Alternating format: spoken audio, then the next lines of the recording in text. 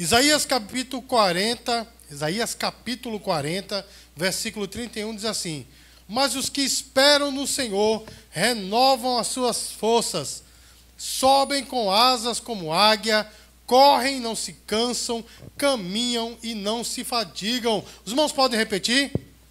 Mas os que esperam no Senhor renovam as suas forças, sobem com asas como águias, correm e não se cansam, caminham e não se fadigam. Os irmãos não vão subir como águia, né? Um pombinho no máximo, né? Foi meio fraquinho, mas deu, né? Todo mundo entendeu. Irmãos, você já esteve desanimado por alguma coisa? É uma experiência comum a todo mundo. Irmãos, que coisa ruim é você andar desanimado. É você se desanimar com as coisas. As coisas, elas perdem o sabor, perdem o sentido quando você desanima.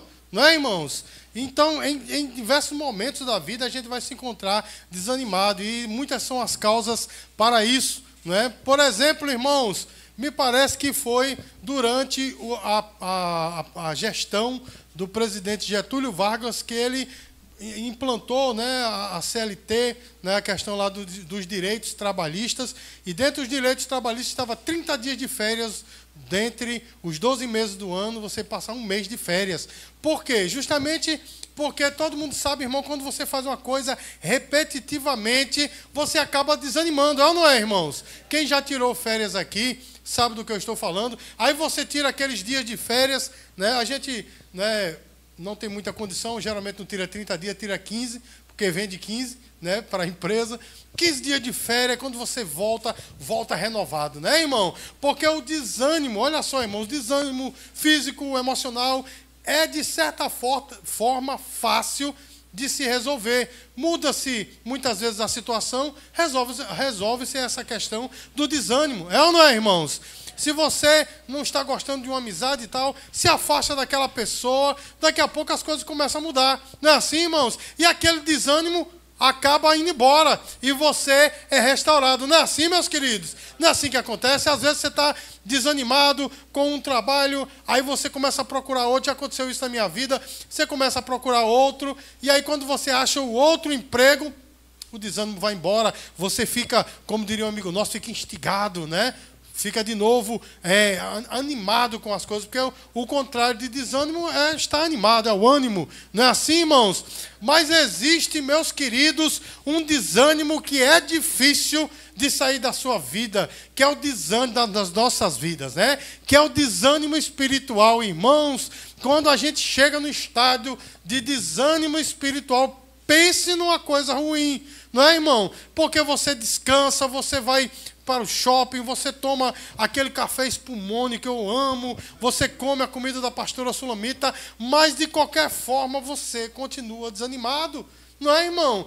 Porque pense numa coisa difícil, não é? E eu vou dizer uma coisa para você, irmãos, eu não vou ser nessa noite mentiroso, eu não vou me furtar de falar aquilo que Deus manda eu dizer. Haverão muitos momentos na sua vida que você se dará de frente com o desânimo espiritual. Amém, irmãos? Agora, deixa eu dizer uma coisa para você. A solução do problema está em como você lida com o desânimo espiritual. Amém, irmãos? Porque eu vou ser profeta para você nessa noite. Deus não quer você desanimado. Deus não quer você prostrado. Essa não é a atitude de Deus, mas pelo contrário, Deus te quer de pé.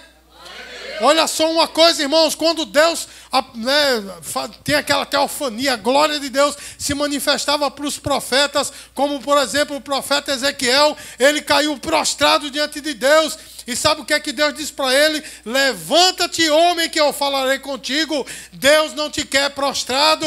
Esse não é, digamos assim, a posição que Deus te quer. Deus te quer de pé. E é por isso que nessa noite Deus me manda conversar com você. Deus me manda ministrar essa palavra. Deus te quer de pé. Amém? Deus quer que você vença esse desânimo espiritual, porque de fato, meus queridos, Deus nos dá condições de vencermos este desânimo. Você pode dizer glória a Deus por isso, irmãos?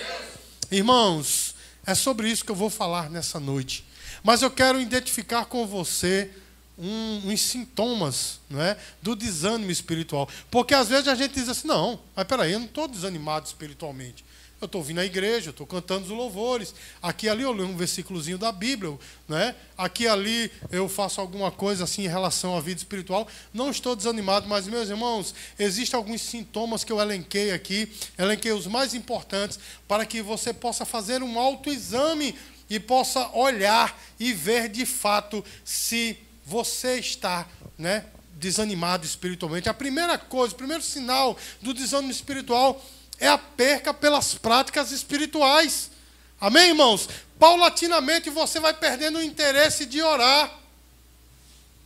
Olha o silêncio. É complicado, irmão? A oração fugiu da vida dos crentes, né? Antigamente fazia parte, né, do dia a dia do crente, estar orando, não é? Mas agora sumiu.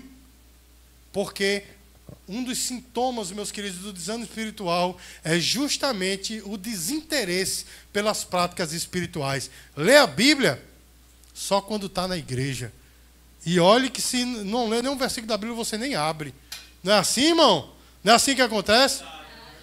Irmão, tem gente por aí que anda com a Bíblia debaixo do braço, das melhores, das mais caras, mas só abre na hora do culto. Tem outros que ainda abrem, mas em casa, né, como um patuá, como um amuleto, né, aberto na estante para proteger a casa, ou num quadro, né, no Salmo 91, para proteger o ambiente, mas nunca nem leu. Agora, interessante, irmãos, eu conheci um homem que sabia de cor o Salmo 91, de cor, mas vivia uma vida derrotada. E eu dizia, meu irmão, e o Salmo 91 não está lá em casa? Inclusive, eu e a pastora Sulamita comemos um bolo na casa desse irmão. Ele mora afastado, é quase um eremita. Ele comprou um apartamento num lugar ali dentro dos matos e a gente foi lá. E aí, ele, ó, aqui, está aqui, ó, Salmo 91 no quadro. Mas era aquele cara meio que derrotado. Amém, queridos? Sabe por quê? Porque o desânimo, o desinteresse pelas coisas de Deus é justamente sintoma do desânimo. Amém, queridos? É o desinteresse de estar na casa de Deus. E, irmãos, e como tem crente assim, prefere estar em todo lugar menos na casa de Deus. É ou não é desse jeito, irmãos? As pessoas preferem ir para todo canto. Chama para ir para uma festa. Meu amigo, aí vai, qualquer horário, de qualquer forma, vai de ônibus, de Uber, a pé, de carona, mas vai. Mas quando é para ir para a igreja, rapaz, que coisa, que dificuldade. E quando vem parece que está sendo forçado, é aquela coisa, meu Deus, um culto. Não é assim, meu irmão? Não é assim que acontece? Desinteresse pelas coisas de Deus. Irmãos, e isso vem, né? Isso causa, né? É uma causa que causa outra coisa. Ou seja, causa o vazio, meus amados, o vazio espiritual. E tem gente, irmãos, que entra e sai de um culto, e entra e sai do mesmo jeito, porque está vazio, porque perdeu o desinteresse. Aliás, perdeu o interesse, está desinteressado pelas coisas de Deus. Não é assim, meu irmão? Entra e sai do culto, o culto uma bênção, um louvor, né?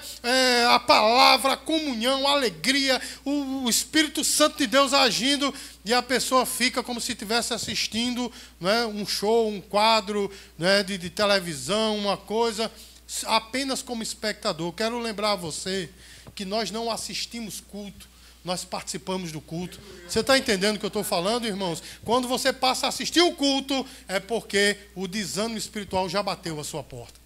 Amém, amados? E aí vem a desesperança, meus queridos. E o que é desesperança? Irmãos, eu poderia dizer para você, né, que através do português a desesperança é a falta de esperança, isso é lógico. Mas eu vou mais além. Eu vi, né, Rodolfo Abrantes, aquele ministro louvor, ele falar a respeito da desesperança, e eu gostei muito do que ele disse, porque ele disse que a desesperança é mais do que a falta de esperança.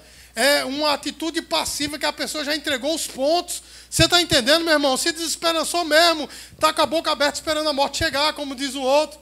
Né, irmãos? Então a desesperança é isso. Por quê? Desânimo espiritual. Irmãos, nosso irmão Davi estava assim, porque no Salmo 42 ele diz assim: por que estás abatido, ó minha alma? Não é assim que ele diz, irmãos?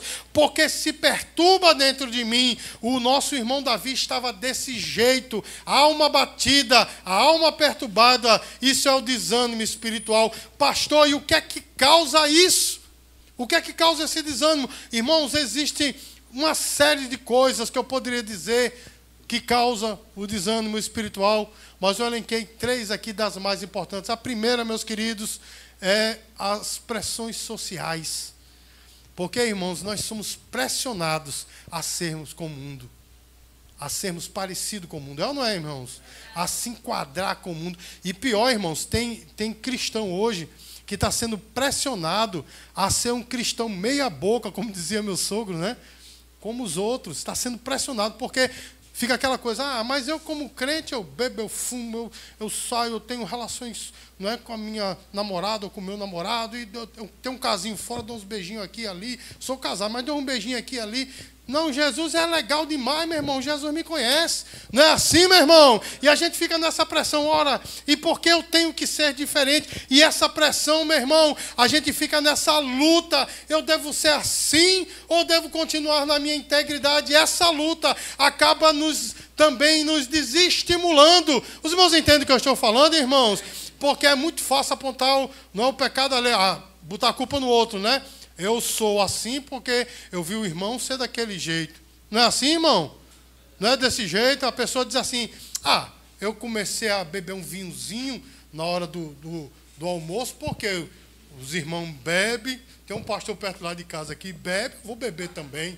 Né? O pecado é seu, é dele, é seu. Você começou a beber, o pecado é seu. Não é assim, meu irmão? Mas as pessoas gostam de botar a culpa no outro. Não é desse jeito. As pressões sociais. Irmãos, olha só o que é que o autor, na Epístola aos Hebreus, capítulo 12, versículo 1, ele diz assim: portanto, nós também, pois que estamos rodeados de uma tão grande nuvem de testemunhas. Essa nuvem de testemunhas é os heróis da fé, do capítulo 11. Amém, irmãos? Não são os anjos, como alguns dizem, não. A nuvem de testemunhas são aqueles heróis da fé, não é? Que a vida deles nos constrange, né, meu irmão? Porque, como diz lá no capítulo 11, teve alguns deles que foram cerrados pelo meio, e a gente vive a nossa vida em volta ao pecado. Eles foram cerrados pelo meio, desprezados pelo mundo, porque amavam a Deus, e a gente acaba sendo um com o mundo. Os irmãos estão entendendo, irmãos? Essa é a tão grande nuvem de testemunhas. E continuando, ele diz assim: deixemos todo o embaraço e o pecado que tão de perto nos rodeia, e corramos com paciência a carreira que nos está proposta. Então, essas pressões sociais, né? Esse embaraço, esse peso do pecado nos faz cada vez mais, irmãos, e desanimando, desestimulando para as coisas de Deus. E como eu disse, irmãos, o desânimo espiritual é o pior. Amém, irmãos? É o pior. E aí, meus queridos, outra causa para o desânimo espiritual são as experiências negativas. Não é, irmão? Porque a gente fica muito apegado a pessoas. É ou não é assim, irmãos? Até porque Deus nos fez para viver no coletivo, viver em grupos, né? E a gente se expressa através de grupos. E a gente aqui e ali começa a ter experiências negativas com as pessoas. Não é assim, irmãos? Muitas vezes com os nossos investimentos, muitas vezes experiências negativas com a família, com os relacionamentos. E isso também influi no desânimo espiritual, porque a gente passa a desacreditar das pessoas. Não é desse jeito, meu irmão? As pessoas, como elas agem conosco, acabam nos transformando naquilo que nós não queremos. Acaba desestimulando a nossa fé.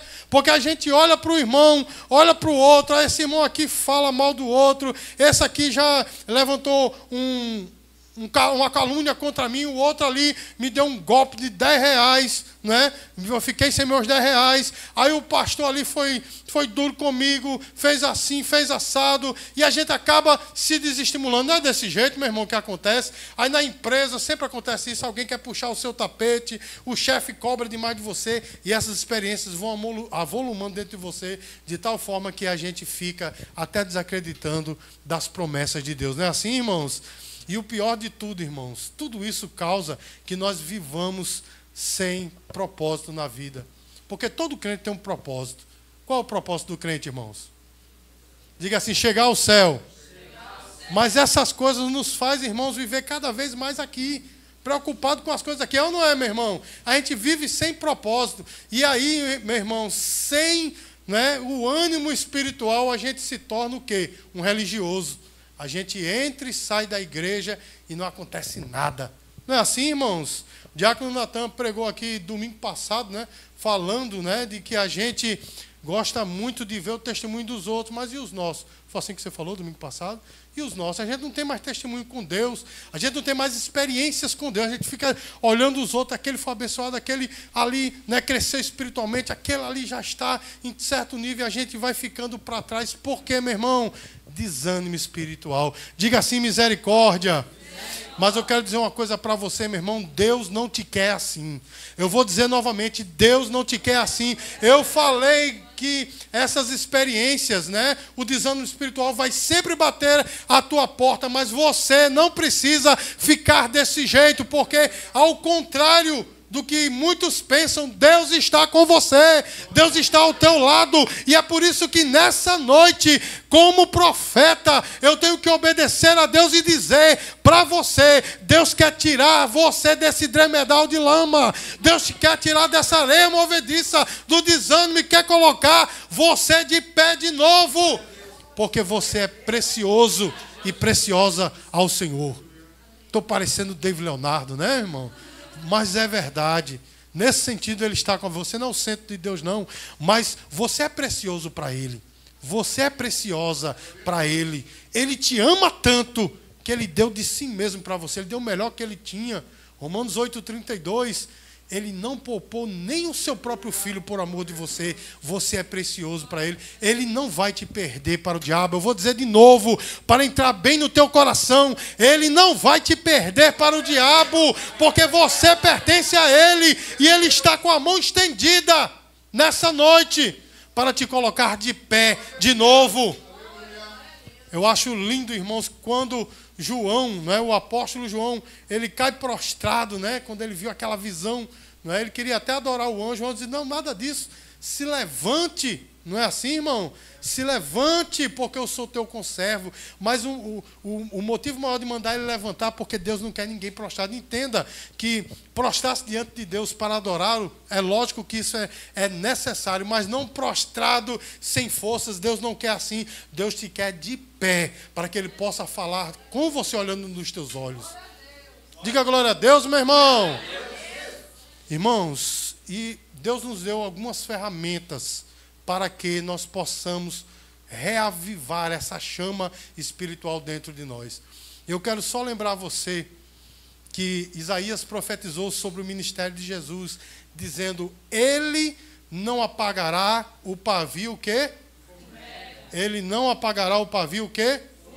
Quer dizer, ainda tem alguma coisa, está fumegando, e Deus não vai chegar e apagar não, mas pelo contrário, Ele vai colocar mais fogo, e Ele não vai trilhar a cana rachada, né? Não vai quebrar a cana trilhada, melhor dizendo. Está rachado, meu irmão, está doendo. Não pense que Deus vai chegar e dizer assim, você errou. Não, Ele vai chegar para você e vai recuperar o que está rachado. Isso é o que Deus quer fazer com você nessa noite, e Deus nessa noite está dizendo, eu te dei elementos para que você possa estar restaurado. Meus queridos, a primeira coisa que nós temos que fazer, meu irmão, é um autoexame. Como é importante, meus queridos, fazer autoexame. O que é um autoexame? É nós olharmos para nós mesmos e ver a maneira como nós estamos agindo.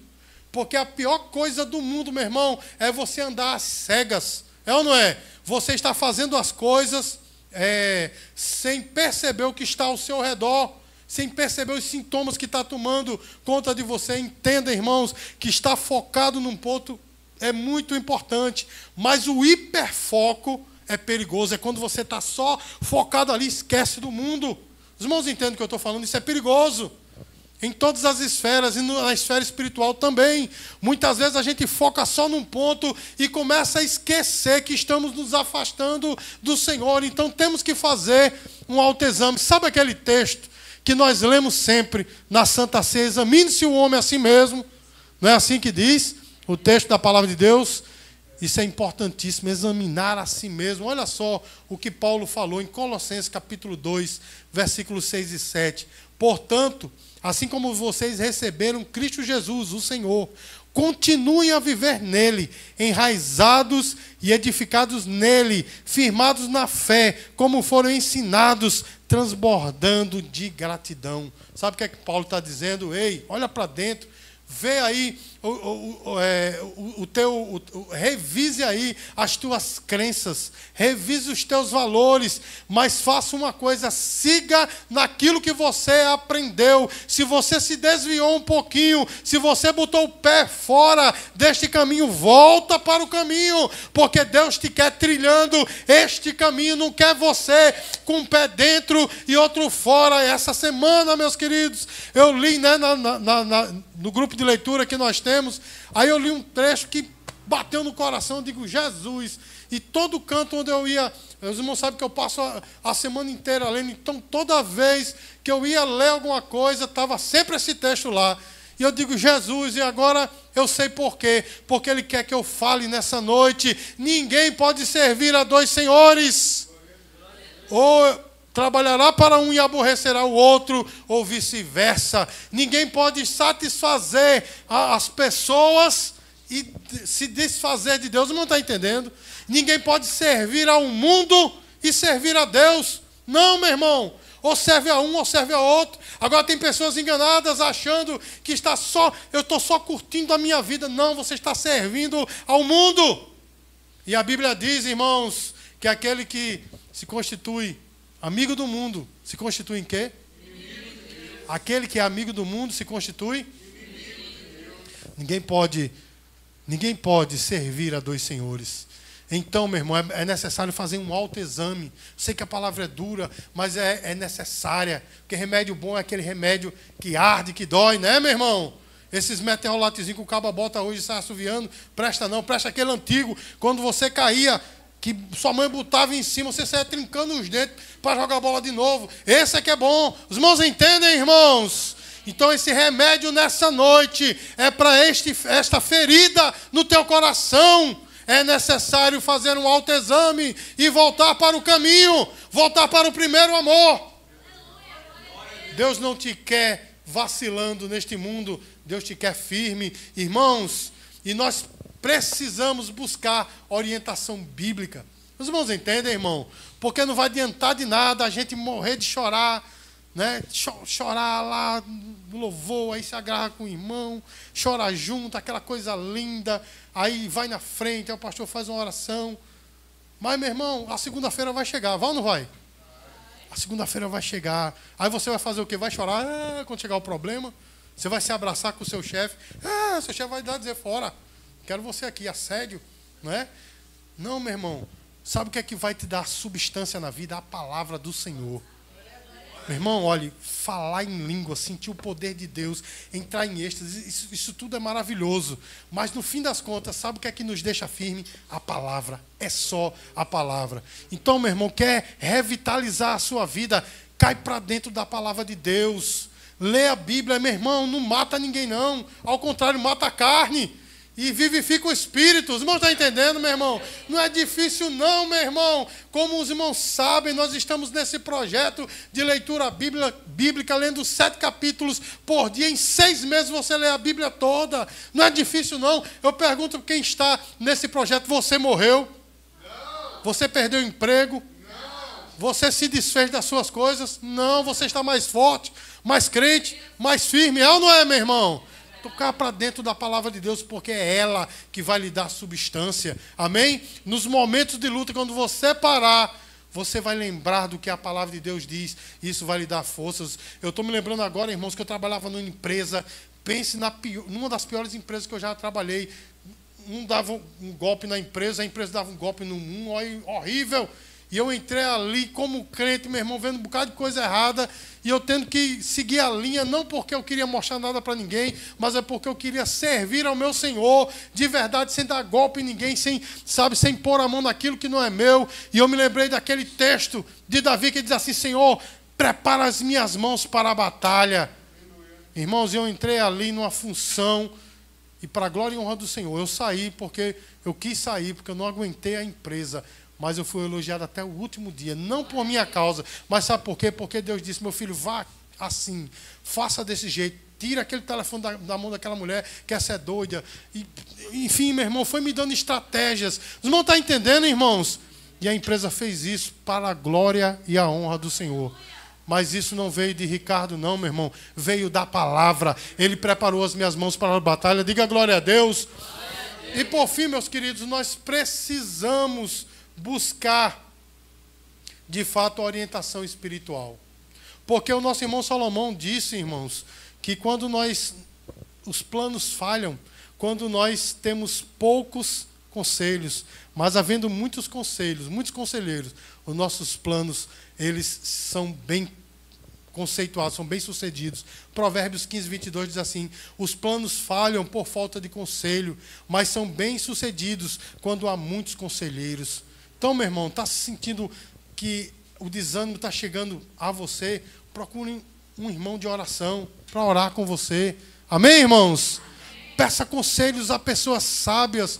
Irmãos, como é bom a gente estar perto de pessoas sábias espiritualmente, que conhecem a palavra e conhecem a vida espiritual. É ou não é, meu irmão? A gente chega e absorve do conhecimento dessas pessoas. É ou não é assim, meu irmão?